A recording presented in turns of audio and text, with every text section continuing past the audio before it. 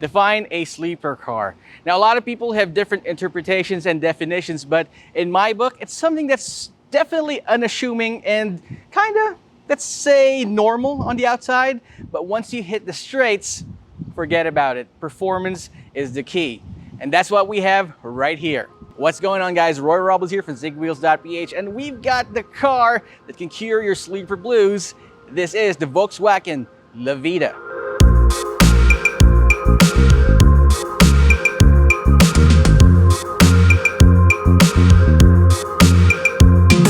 Now, if you know Volkswagen, you know that they're not practically the best when it comes to cutting edge, chic and fashionable designs. All they really need and want in their cars is that reliable function over form feature, and you can see that definitely right here in the Volkswagen Lavida. You've got two headlamps right there. They're pretty much boxy, they're squarish. It fits well with this chrome grille on front. Now, usually I wouldn't like chrome on my grills, but it definitely fits the entire boxy feature of the Volkswagen Lavida. You got a lower grille right there, you got your fog lamps, nothing special really, but if you notice, this particular Volkswagen Lavida has body kits around it and 18-inch alloy wheels. These are actually optional add-ons when it comes to the dealership, so you might want to ask them how you can get into the Lavida, but the overall package definitely looks great. So yeah, let's take a look at the side profile so that we can look at more boxy things. So you get more of that boxy design, like I said, in the side profile right here. And you also get that body kit. Those 18-inch alloy wheels might look good in this one, but the stock 16-inchers really look great as well. It's an overall package. If you are aware of how Euro designs go, you'd really appreciate how this looks. There are no lost curves out of place. I really like how normal this looks, but wait till you see how we drive this later on.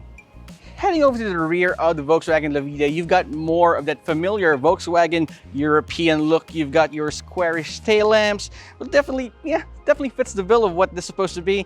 And this additional ducktail spoiler up top. But check that out, you've got dual port exhaust on the left side of the vehicle. Kind of gives you a hint of what it could go for on the highway, which we'll try out later on. You got your Lavida badge right there, 230 TSI. Overall, yeah, no one's gonna actually mistake you for a performance car. You probably hoon this on the road, give it a quick turn.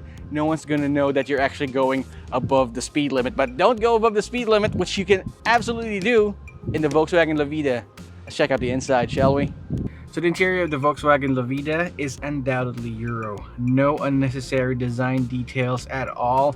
Whatever you need, it's right there. So first of all, steering wheel, it's not adjustable for reach, just rake, so it only goes up and down, but that's fine. It's the seats. I want to talk about the seats. If you want to recline the seats, there aren't any levers or pull tabs for you to push it down. You actually have to use this dial here. It's kind of cumbersome. If you want to move it back or move it forward, you're gonna have to actually work your wrists to actually move that dial, so that's kind of a bummer. Or also, this touchscreen infotainment system, it does not have Android Auto or Apple CarPlay or any smartphone integration whatsoever, but it's a Blapunk system that powers 6 speakers from Kicker. And the sound system's actually quite good. It's nice. Definitely, if you know the brand, you can expect that particular kind of quality from it. But again, I would have traded that branding and the CD player, by the way, for a good integrated system with Apple CarPlay or Android Auto any day. So what more can I tell about the interior? It's just, I call it timeless, okay? I won't call it plain, but I'd say that this would definitely age well down the line. So the steering wheel is nicely wrapped in leather. Your cruise control button, it's nowhere to be found right here, but it is found on the left stalk. You got automatic climate control. You got some buttons right here on top of the shifter in order to turn off traction control. You also have your parking assist button and your tire pressure monitor system button. You also have this nice sunroof up top. It's not a panoramic sunroof, but it's something. Alright, so yep, overall it's a great place to be in. It's nothing too fancy. It's straightforward, as expected of Volkswagen. Let's check out the rear amenities and see what's what. So in the rear of the Volkswagen Lavida, again, it's pretty straightforward. You don't get any toys whatsoever. You don't get any air conditioned vents. You don't get any USB ports. but you do get a lot of room right here for my own frame. I'm 5'10.5", so you got a lot of knee room, leg room, and feet room, but you don't get a lot of headroom in the back. Maybe it's because of the sunroof, but if I try to sit upright, my hair would definitely hit the ceiling there. But if I just lounge back here, it's fine. It's definitely fine. And if I use the center armrest with 2 cup holders, I can see myself right here during long drives. Speaking of drives, let's take this on the road and see how it goes. Alright, so behind the wheel of the Volkswagen Lavida. Alright, so under the hood you've got a 1.4 liter turbocharged engine that makes 130 horsepower and 225 newton meters of torque.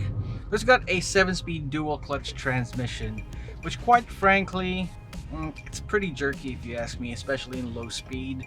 But that's the norm with these types of transmissions anyway. And as long as you just put it in drive, feather the throttle, and you kind of get used to it in the long run.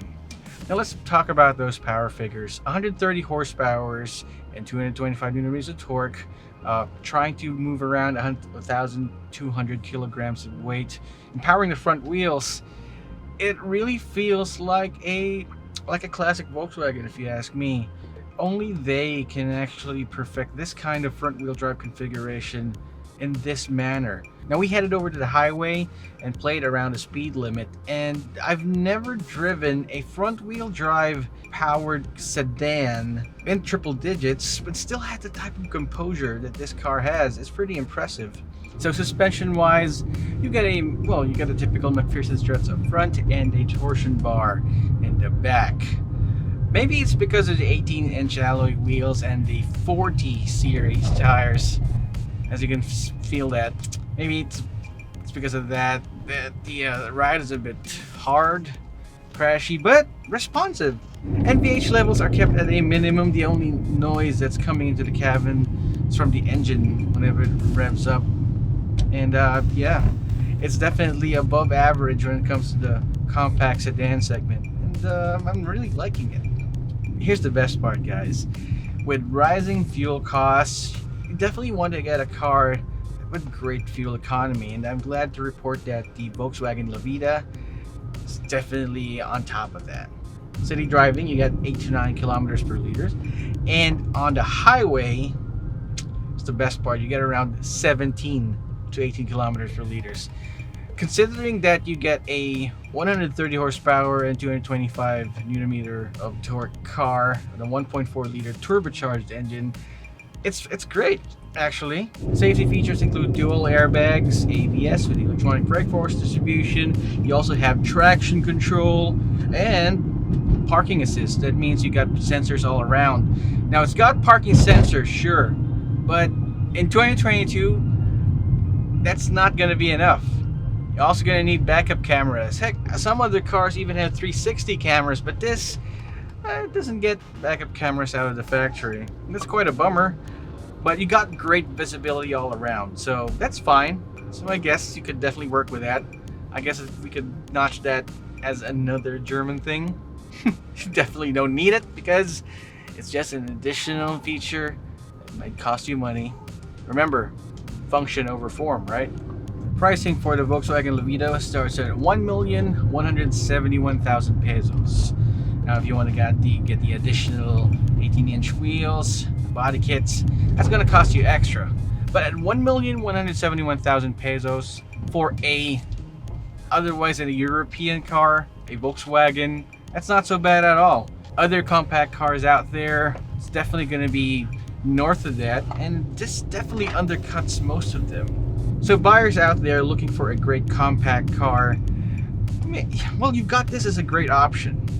Now, of course, it's not going to be as powerful as the rest out there, and with the newest tech, especially with this one going up against hybrid cars or turbocharged compact cars with crazy body kits and high horsepower, high torque.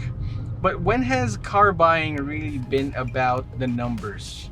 Isn't it about the experience of driving? Isn't it about being able to have fun or actually loving your drive. It's the overall package where the Volkswagen Lavida really shines.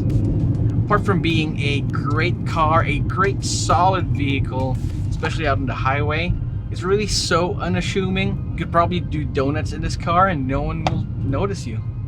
Alright, so if you're looking for something that's exciting on the outside, but exciting when it comes to performance as well, and has great fuel economy, the Volkswagen Lavida just might be your cup of tea. Plus the options that you can get with the Lavida makes this Volkswagen's most boy racer car yet. What do you think? Leave us a comment in the comment section down below.